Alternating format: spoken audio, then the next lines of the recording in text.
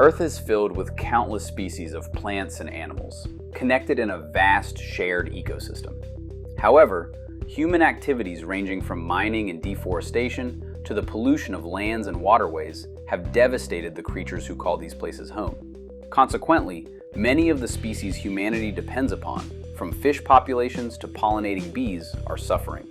Without changes to how humanity treats its natural environments, many of the creatures we know and love will become extinct.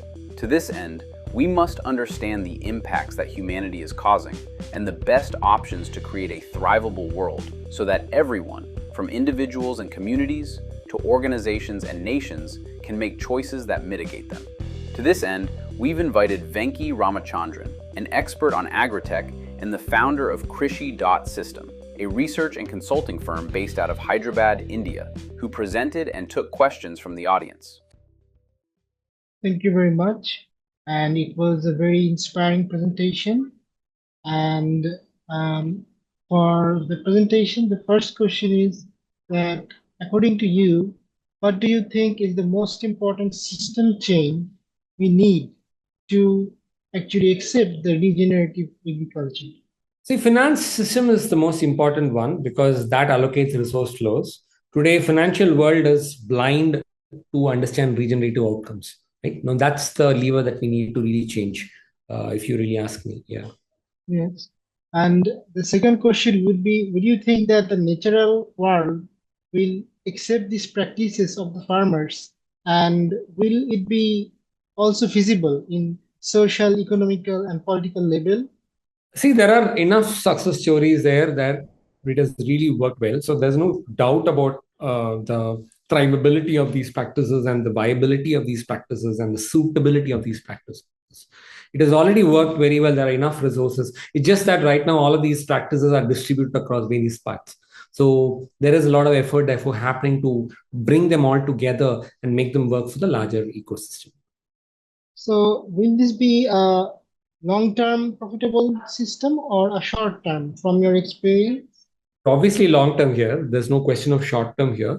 In fact, there are now enough systems that this distinction between long term and short term is actually not needed there, right? Today, there are good agronomy practices that make sure that you can, sort of build these systems even short term profitable and not necessarily even long term also. So both short term and profitable, long term profitability are very much possible in this kind of system.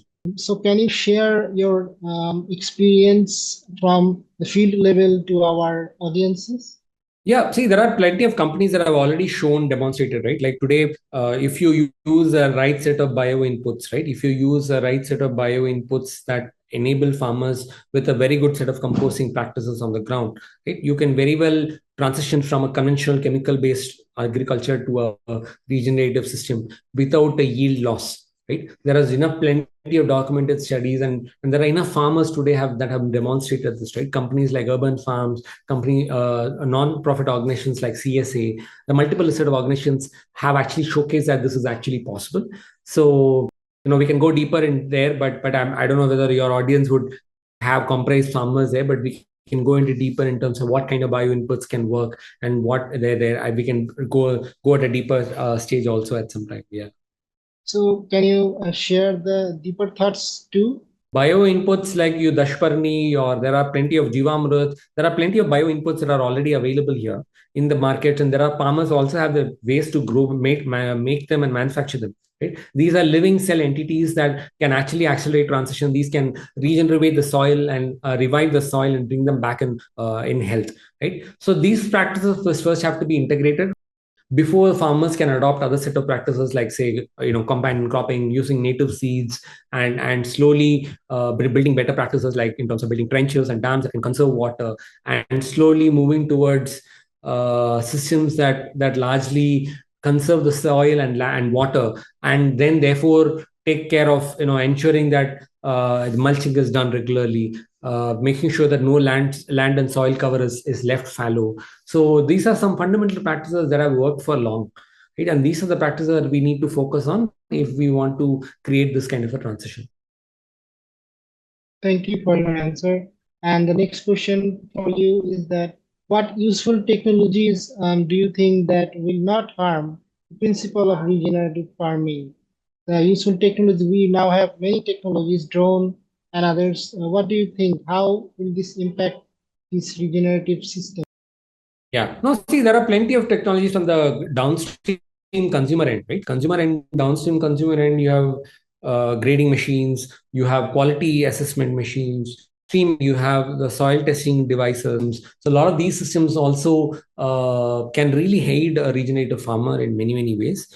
In terms of getting a sense of crop estimates, or and getting a sense of what is the soil organic carbon, and using good mechanization tools, right? Today, mechanization tools can be used even within a regenerative context, right? Whether it's in terms of a weeder or whether you want to use a seeder, a lot of these technologies can also be used in a regenerative agriculture context.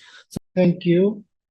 So we know that there is a cycle about subsidies giving fertilizer to the farmers in the Asian countries. So how can we actually break this cycle? We can put a new idea as a practice.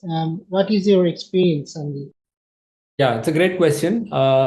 See, as I mentioned this in passing in my presentation as well.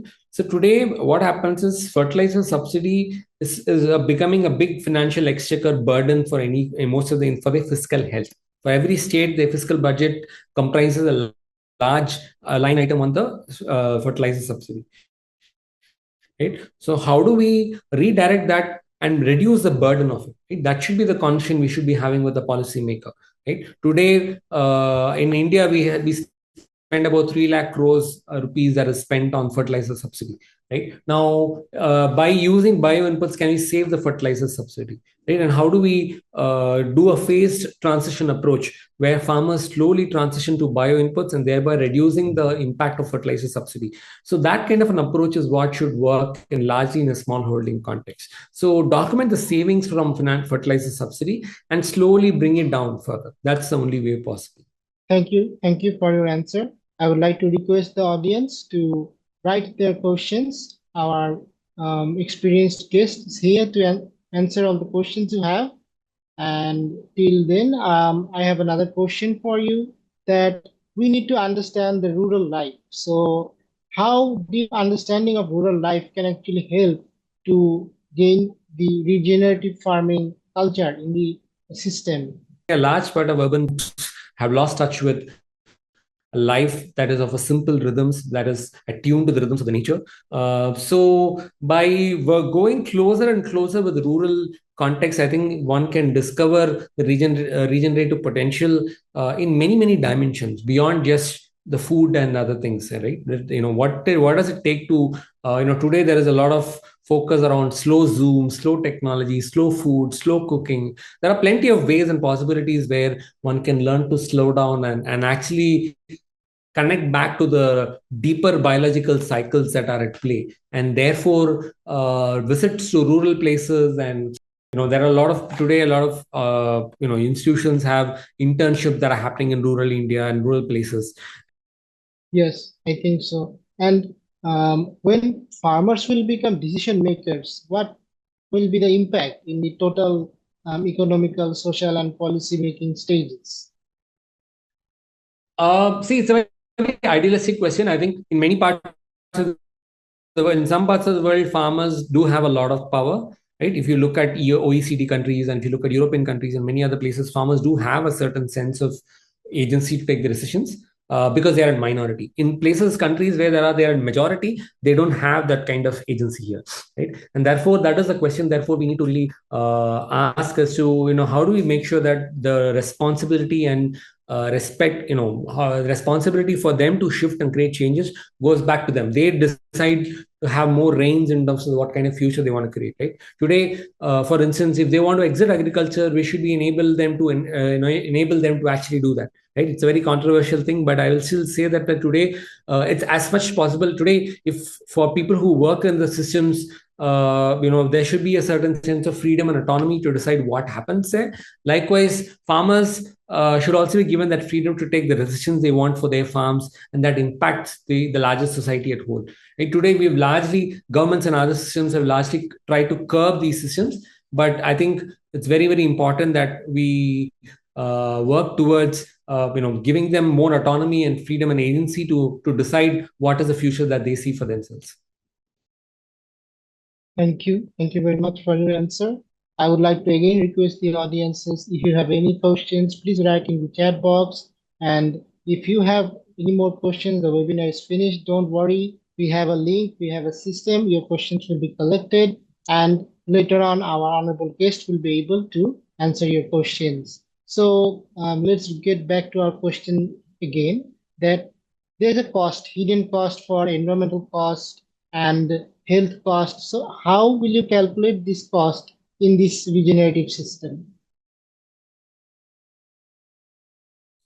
See, health costs are depends, in terms of how well we understand the impact of food systems, right? Like today, the way, if you really break it down from a systems lenses, we have the impact of adverse food choices, right? Pesticide residue data is being measured. But to what extent pesticide residue data causes ill health, I think that linkages data is still there, emerging in there, but we don't have yet a clear sense of causal pathways there, right? So how do we determine these causal pathways that show the impact of bad food system designs, and how do we showcase the beneficial effects of healthy food system designs, right? If I grow food that is that is used to using regenerative bio inputs, right? And what are the benefits do I get as a consumer? What are the health benefits do I get, right? There are studies that have gone into it, but I think we have a long way to go, right? Like for instance, nutrition density index scores is one of the good models that have showcased, that have emerged in many parts of the world. But I think we still need to go deeper to really understand how a food affects uh, a particular human health, and each of the human body health is very different, right? So standardized systems may not necessarily work. So how do we contextualize them? How do we adapt them to the local context, and then demonstrate the causal pathways? I think that is very, very critical. Yes, I also agree with you. And I would like to ask you another question, that so now the energy crisis is really creating an issue to combat climate change and sustainable development. So what system will you think can actually be the best? Like the entrepreneur system, the financial system, the cultural system, or we can think about new system like you are trying to bring, that this will actually help to combat climate change. Yesterday I was writing about an analysis on how does solar compare to biofuel, right? If you really look at purely from production side, solar is about 20 times more, sort of produces more energy than biofuel, right? So in which case, we'll have to look at a portfolio of approaches, right? Like today, we also know from an agricultural standpoint that biomass is the only available renewable energy if you really look it down to fundamental first principles basis, right? So how do we create a diversity of energy sources, right? How do we make sure that farmers are energy sufficient and in the kind of systems that they grow? Right? Today, a large part of the energy consumption is also because of the conventional systems that, like for instance, if you take the fertilizer, or if you take the borewell systems, a lot of these systems tend to consume a lot of energy there, right? So how do we the energy bills, and in a world where now energy bills is going to shoot up, right? Bringing the sustainability is not just about sustainability. It becomes a question of about energy sufficiency, and it has a lot deeper repercussions beyond just sustainability here. Yes.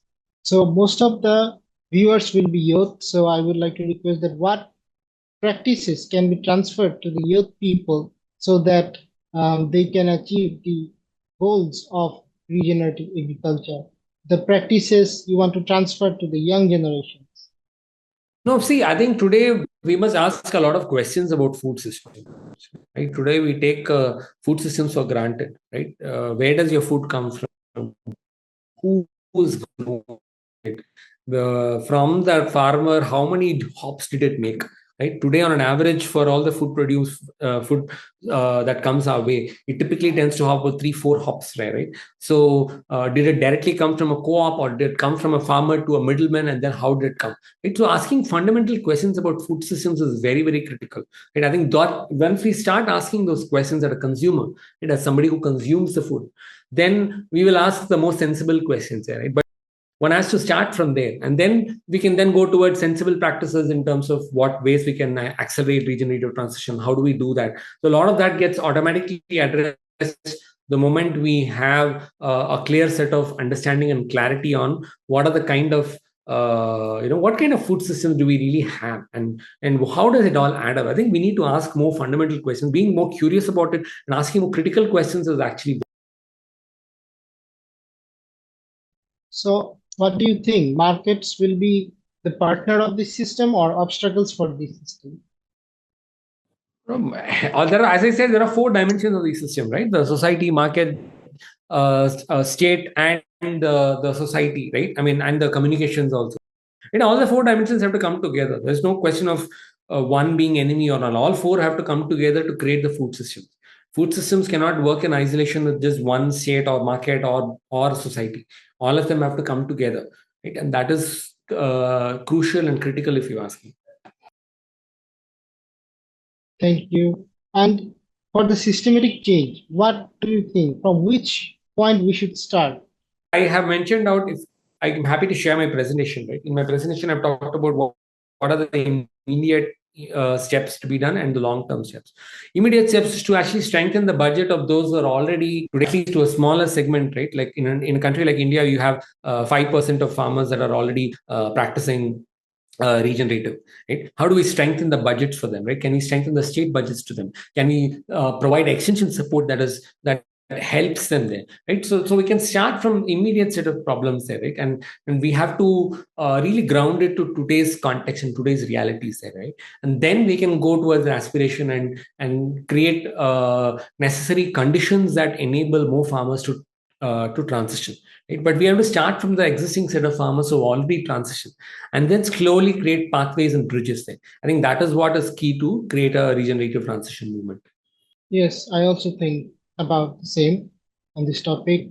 And I would like to request you that why small scale farmings are so important in this system. See, I think the definition of small scale is also shifting a lot.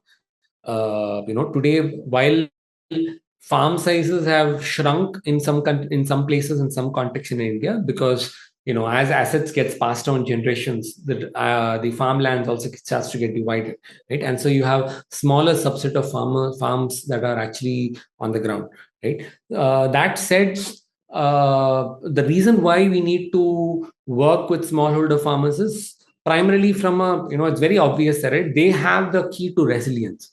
They hold the key to resilience because globally 80% still comes from family farms, right? So the more we strengthen those smaller farmers, the better. It's easier for us to build resilience in terms of food systems and ensuring that farmers can battle the volatility, right? Like today, typically, if you really see, smallholder farmers have a better chance to survive in the post-climate kind of a world, right? And when I say post-climate world, I'm meaning the sense of in a world where in the future where climate effects are going to be so volatile, I think smaller farmers with their limited resources will have a better chance of surviving and thriving as opposed to larger farmers who, because of the nature of their size, tend to have a lot more fragility in their system. They become a lot more brittle, right? So that's the reason where I think it's important to focus on smallholder farmers. So one policy level message would you like to convey to the policymakers to ensure this system works in the real world?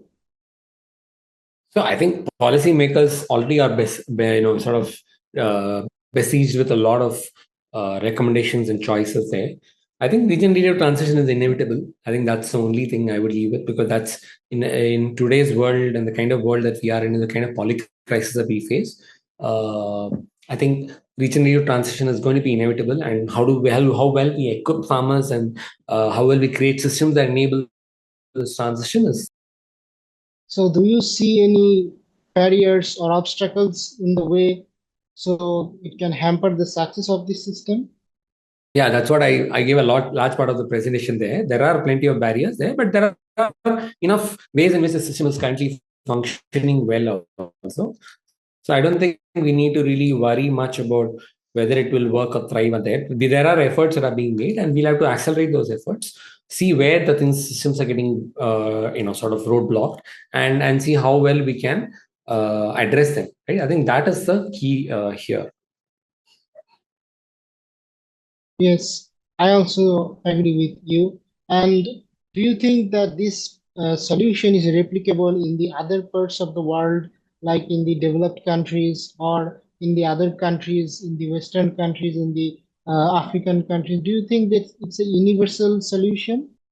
There are no universal solutions, right? Every agriculture context is different. Every farmer is different. Every farm life is different. Every farm is different. Every soil is different, right? I think so. One has to take a localized approach and solve it. You can't. There are no silver bullets in agriculture for sure. Yeah. So, what gives you hope that this system will succeed and we will have a better future?